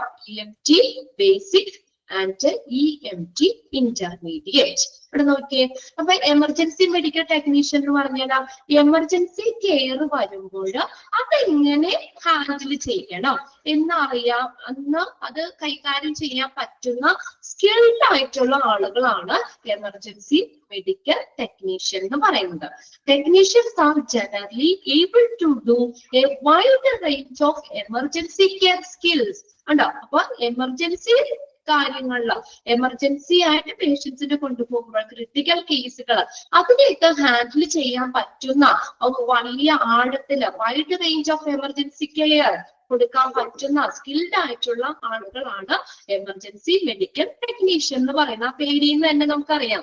എമർജൻസി കെയർ കൊടുക്കാൻ പറ്റുന്ന സ്കിൽഡ് ആയിട്ടുള്ള ആളുകൾ. ക്ലിയർ ആയോ? എമർജൻസി കെയർ കൊടുക്കാൻ പറ്റുന്ന സ്കിൽഡ് ആയിട്ടുള്ള ആളുകളാണ് എമർജൻസി മെഡിക്കൽ ടെക്നീഷ്യൻ എന്ന് പറയുന്നത്. ഇനി അത് ഏതൊക്കെയാ? Such as defibrillation. അടുത്തൊക്കെ സ്പൈനൽ ഇമ്മൊബൈലൈസേഷൻ എന്ന് വെച്ചാൽ ഈ നട്ടല് നിശ്ചലമാക്കുക. അതായത് നമ്മൾ പറയുന്നത് ഇപ്പൊ നമ്മൾ വല്ല ഫ്രാക്ചറോ കാര്യങ്ങളോ എന്തെങ്കിലും സ്പൈനൽ കോഡിനൊക്കെ എന്തെങ്കിലും പ്രശ്നങ്ങളൊക്കെ ഉണ്ടെങ്കിൽ അവര് നമ്മൾ ഇങ്ങനെ ഇടുക്കാനോ പൊക്കാനോ അങ്ങനെയൊന്നും പാടില്ല. അപ്പൊ അവരുടെ നട്ടല് നേരെ ആകുന്ന രീതിയിൽ കിടത്തണം അവരെയൊക്കെ. അപ്പൊ ഇതിനകത്ത് എന്താണെന്ന് വെച്ചാൽ അവരുടെ ആ മൂവ്മെന്റിനെ കൺട്രോൾ ചെയ്യണം. Minimise the movement of the spinal column. Spinal കോളത്തിന്റെ ആ മൂവ്മെന്റ് അത് അനങ്ങാതെയൊക്കെ നമ്മള് അതിന്റെ മൂവ്മെന്റിനെ മിനിമൈസ് ചെയ്യുക. അതാണ് സ്പൈനൽ ഇമ്മൊബൈലൈസേഷൻ എന്ന് പറയുന്നത്. നട്ടെല്ല് നിശ്ചലമാക്കുക, അതാണ് മലയാളത്തിൽ പറയുന്നത്. വെച്ചാൽ അതിന് സ്പൈനൽ മൂവ്മെന്റ് മിനിമൈസ് ചെയ്യുക, അത് അനങ്ങാത്ത രീതിയിൽ കെയർ ചെയ്യാൻ പറ്റുന്ന ഇത്. ബ്ലീഡിങ് കൺട്രോൾ, ബ്ലീഡിംഗ് ഒക്കെ കൺട്രോൾ ചെയ്യാൻ പറ്റുന്ന സംവിധാനങ്ങള്. സ്പ്ലിന്റിംഗ് ഓഫ് സസ്പെക്റ്റഡ് ഫ്രാക്ചർ, ഇതെന്ന് വെച്ചാൽ സ്പ്ലിന്റിംഗ് ഓഫ് സസ്പെക്റ്റഡ് ഫ്രാക്ചർ എന്ന് പറഞ്ഞാൽ സംശയാസ്പദമായിട്ടുള്ള ഇങ്ങനെ എന്തെങ്കിലും ഒടിവുകളൊക്കെ വരരുത്. അപ്പൊ എന്ന് പറഞ്ഞാൽ നമ്മളിവിടെ ഒരു കഷ്ണം വാങ്ങിക്കോല് പോലെ കഷ്ണമൊക്കെ ഇങ്ങനെ വെച്ച് ഫിറ്റ് ചെയ്ത് ഇങ്ങനെ ഇതായിട്ട് മുറുക്കിയൊക്കെ കെട്ടൂലേ, നമ്മൾ അവിടെ ആ ഫ്രാക്ചറുള്ള ഭാഗം നമുക്ക് ഹോസ്പിറ്റലിൽ എത്തുന്നവരെ അനങ്ങാതിരിക്കാൻ വേണ്ടി ചതവൊക്കെ വരികയാണ്. സംശയം ഒരു നമുക്ക് സസ്പെക്റ്റഡ് എന്ന് വെച്ചാൽ എന്താ പറയാ, സംശയിച്ച് നമുക്കത് കറക്റ്റ് ആണോന്ന് അറിയില്ല, ഫ്രാക്ചർ ഉണ്ടോന്ന് അറിയില്ലെങ്കിലും നമുക്കത് അതിനൊരു എന്താ ഫ്രാക്ചർ ഒക്കെ വരാണെങ്കിലും നമ്മൾ കയ്യിലാണ് അങ്ങനെ ഒരു ചതവ് ഇങ്ങനെ പെട്ടെന്ന് കൈയൊക്കെ ഇടിച്ചു അല്ലെങ്കിൽ അങ്ങനെയൊക്കെ വരുമ്പോൾ നമുക്ക് ആ ഭാഗം നമുക്ക് അനങ്ങാതെ തന്നെ നമുക്ക് ഹോസ്പിറ്റലിൽ എത്തിക്കണം അല്ലെ. വല്ല ഫ്രാക്ചർ ഒക്കെ ഉണ്ട്, ബോണൊക്കെ വല്ല ബ്രേക്ക് ചെയ്ത് കഴിഞ്ഞാൽ നമ്മൾ വലിക്കോ അവിടെ പിടിച്ച് പൊക്കമൊക്കെ ചെയ്യുമ്പോൾ അത് വീണ്ടും ഇതാവാം, ഫ്രാക്ചർ ഇങ്ങനെ കൂടി വരാം. കൂടാന്ന് പറഞ്ഞു കഴിഞ്ഞാൽ ഫ്രാക്ചർ കൂടുതലാവാം. അപ്പൊ അങ്ങനെയൊക്കെ വരാതിരിക്കാൻ വേണ്ടി എന്ത് ചെയ്യണം, അത് അനങ്ങാതെ നമ്മൾ ഹോസ്പിറ്റലിലേക്ക് അങ്ങനെ എത്തിക്കണം. അപ്പൊ അതിനു വേണ്ടി നമ്മളിങ്ങനെ ബാൻഡേഡ് പോലെയുള്ള സംഭവങ്ങളൊക്കെ വെച്ചിട്ടൂലേ, ഒരു അതിനൊന്ന് സപ്പോർട്ട് ചെയ്യുന്ന രീതിയിൽ ഒരു പീസ് എന്തെങ്കിലും വെച്ചിട്ട് അവിടെ ഇങ്ങനെ ടൈ ചെയ്യുന്ന രീതിയിലുള്ളത്, അതാണ് അങ്ങനെയുള്ളത് വലിച്ച് അത് കെട്ടുന്ന ഇത്. Helping the patient with some medication and oxygen therapy, ചില മരുന്നുകളില് ഓക്സിജൻ തെറാപ്പി അതിനൊക്കെ പേഷ്യന്റിനെ ഹെൽപ്പ് ചെയ്യുക. ഓക്കെ, ഇത്രയും കാര്യങ്ങളാണ് എമർജൻസി മെഡിക്കൽ ടെക്നീഷ്യനിൽ വരുന്നത്. ചില മരുന്നുകളൊക്കെ കൊടുക്കാനൊക്കെ ആയിട്ടേ പേഷ്യന്റിനെ ഹെൽപ്പ് ചെയ്യാന്നുള്ളത്. ആൻഡ് ഓക്സിജൻ തെറാപ്പി ചില മെഡിക്കേഷൻസുകളൊക്കെ കൊടുക്കാനും പേഷ്യന്റിനെയൊക്കെ ഹെൽപ്പ് ചെയ്യുക. ഇന്നൊക്കെ certain countries split this term into level. ചില കൺട്രീസിൽ ഇതിനെ നമ്മൾ സ്പ്ലിറ്റ് ചെയ്തിട്ടുണ്ട്. അതായത് രണ്ടായിട്ട് പറയുന്നുണ്ട്. EMT ബേസിക് എന്നും പറയാം, EMT ഇന്റർമീഡിയറ്റ് എന്നും പറയാം. ഓക്കെ, EMT എന്ന് പറഞ്ഞാൽ emergency medical technician. Emergency medical technician basic എന്നും പറയാം, എമർജൻസി മെഡിക്കൽ ടെക്നീഷ്യൻ ഇന്റർമീഡിയറ്റ് എന്നും പറയാം. ഓക്കെ, ആണ് എമർജൻസി മെഡിക്കൽ ടെക്നീഷ്യൻ എന്ന് പറയുന്നത്. ലാസ്റ്റ് ആറാമത്തെ കൂടി പറഞ്ഞ കൂടി നമുക്ക് പറയാം രജിസ്ട്രേഡ് നേഴ്സ്. അറിയാലോ, in certain system nurses are principal providers of advanced level care on ambulance. നല്ല കെയർ കൊടുത്ത് കൊണ്ടുപോകേണ്ട ആ ട്രാൻസ്പോർട്ടുകളില്ലേ, അവിടെ എന്തായാലും ഒരു registered nurse intermediate typed in the ടെക്സ്റ്റിലാ. അത് കുഴപ്പമില്ല കേട്ടോ. ആ ടൈപ്പ് എന്നുള്ള ഇന്റർമീഡിയറ്റ് എന്നുള്ളതാണ്. EMI എന്നല്ല കേട്ടോ, എമർജൻസി മെഡിക്കൽ ടെക്നീഷ്യൻ ഇന്റർമീഡിയറ്റ് കേട്ടോ. അതിന്റെ മോള് നോക്കി EMT basic, EMT intermediate. Okay, ഇനി ആറാമത്തെ നമ്മൾ രജിസ്ട്രേഡ് നേഴ്സ് ആണ്. അതായത് രജിസ്ട്രേഡ് നേഴ്സ് എന്ന് പറഞ്ഞാൽ ചില കേസുകളിൽ അതായത് നല്ല കെയർ കൊടുത്ത് കൊണ്ടുപോകേണ്ട കേസുകളില്ലേ, അപ്പൊ അവിടെ ഇവരൊന്നും മതിയാവില്ല. അപ്പൊ ചിലപ്പോ നല്ല ക്വാളിഫൈഡ് ആയിട്ടുള്ള ഒരു രജിസ്ട്രേഡ് നേഴ്സ് തന്നെ വേണ്ടി വരാം, ആവശ്യം വരാം. ഇവരെന്ന് പറഞ്ഞാൽ ഡോക്ടറിന്റെ അടുത്ത് തന്നെ വന്നവരാ. ഈ രജിസ്ട്രേഡ് നേഴ്സ് ഡോക്ടറിന്റെ തൊട്ടടുത്ത് തന്നെ വരുന്നവരാണ്. അപ്പൊ ഡോക്ടറിനെ പോലെ തന്നെ എല്ലാം ഹാൻഡിൽ ചെയ്യാനായിട്ട് കഴിവുള്ള ആളുകളാണ് രജിസ്ട്രേഡ് നേഴ്സ് എന്ന് പറയുന്നത്. ഡോക്ടറിന്റെ അടുത്ത് തന്നെ വരുന്ന, ഡോക്ടർ ചെയ്യുന്ന പോലെ തന്നെ എല്ലാം ഹാൻഡിൽ ചെയ്യാനായിട്ട് കഴിവുള്ള ആളുകളായിരിക്കും രജിസ്ട്രേഡ് നേഴ്സ് എന്ന് പറയുന്നത്. അപ്പൊ ഇങ്ങനെ അഡ്വാൻസ്ഡ് ലെവൽ കെയർ കൊടുക്കുന്ന ആംബുലൻസുകളിൽ ഒരു രജിസ്ട്രേഡ് നേഴ്സ് തന്നെ വേണ്ടി വന്നേക്കാം. അപ്പൊ ഇവരെന്ന് പറഞ്ഞാൽ എന്താണ്, നേഴ്സ് ഓക്കെ എന്ന് പറയാന്ന് വെച്ചാൽ ഡോക്ടറിന്റെ അതേ ക്വാളിഫിക്കേഷൻ തന്നെയുള്ളവർ, അവരുടെ അടുത്ത് തന്നെ വന്ന് നിൽക്കുന്നവരാണ് രജിസ്ട്രേഡ് നേഴ്സ് എന്ന് പറയുന്നത്. Okay, usually in the place of അപ്പൊ ആർക്കുടെ സ്ഥാനത്താ, usually in the place of paramedics. അപ്പൊ അവര് പാരാമെഡിക്സ് പോരാ, പാരാമെഡിക്സിന്റെ സ്ഥാനത്ത് ഒരു രജിസ്ട്രേഡ് ആയിട്ടുള്ള നേഴ്സ് തന്നെ ഈ ചില കേസുകളിൽ അഡ്വാൻസ്ഡ് ലെവൽ കെയർ കൊടുക്കുന്ന ട്രാൻസ്പോർട്ടുകളിൽ നേഴ്സുകൾ രജിസ്ട്രേഡ് നേഴ്സ് തന്നെ വേണ്ടി വന്നേക്കാം. അപ്പൊ ഇത് ചില കേസുകളിൽ ഇങ്ങനെ വരുമ്പോൾ നേഴ്സ് അങ്ങനെ ഡോക്ടറിനെ പോലെ തന്നെ, ഡോക്ടർ ഇല്ലെങ്കിൽ പോലും ഡോക്ടറിന്റെ അടുത്ത് തന്നെ നിൽക്കുന്നവരാണ്. അപ്പൊ അത്രയും കെയർ ആ പേഷ്യന്റിന് കൊടുക്കാൻ പറ്റും. അങ്ങനെ പിന്നെ പ്രത്യേകിച്ച് നമ്മൾ കുട്ടികളുടെ കേസുകളിലൊക്കെ ഇല്ലേ, അഡ്വാൻസ്ഡ് ലെവൽ കെയർ കൊടുക്കുന്ന കേസുകളിലൊക്കെ നമ്മൾ ഇതിന് വേണ്ടി വന്നേക്കാം. Usually in the place of paramedics, nurses may also work on ambulance for critical care transport. ആ ക്രിട്ടിക്കൽ കെയർ കൊടുക്കുന്ന അങ്ങനെ വളരെ നമ്മൾ അത്രയും ശ്രദ്ധ കൊടുത്തു പോകുന്ന ട്രാൻസ്പോർട്ടുകളിൽ ആംബുലൻസിൽ ഈ ഒരു നേഴ്സ്, രജിസ്ട്രേഡ് നേഴ്സ് വേണം. ഓക്കെ, 6 എണ്ണാണ് നമ്മൾ ഇന്ന് പറഞ്ഞേട്ടോ. അപ്പൊ അത് ഒന്ന് വായിച്ചു നോക്കുക അത്രയും. ഓക്കെ, ബാക്കിയത് നമുക്ക് അടുത്ത ക്ലാസ്സിൽ നോക്കാം കേട്ടോ. അപ്പൊ ഫസ്റ്റ് റെസ്പോണ്ടർ പറഞ്ഞു, പിന്നെ അടുത്ത ആംബുലൻസ് ഡ്രൈവർ പറഞ്ഞു, നോൺ എമർജൻസി അറ്റൻഡന്റ് പറഞ്ഞു, എമർജൻസി കെയർ അസിസ്റ്റന്റ് പറഞ്ഞു, എമർജൻസി മെഡിക്കൽ ടെക്നീഷ്യൻ പറഞ്ഞു, 6ാമത്തെ ആണ് രജിസ്ട്രേഡ് നേഴ്സ് എന്ന് പറയുന്നത്. ഓക്കെ, 6 എണ്ണം നിങ്ങളൊന്ന് അടുത്ത ക്ലാസ്സിലേക്ക് ഒന്ന് വായിച്ചു വെക്കുക. പിന്നെ എനിക്ക് കുറച്ചുള്ളൂ, അപ്പൊ ലാസ്റ്റ് നമുക്ക് ഒന്നുകൂടി പറയാം കേട്ടോ. 7, 8, 9, 10 ഇത്രയേ ഉള്ളൂ.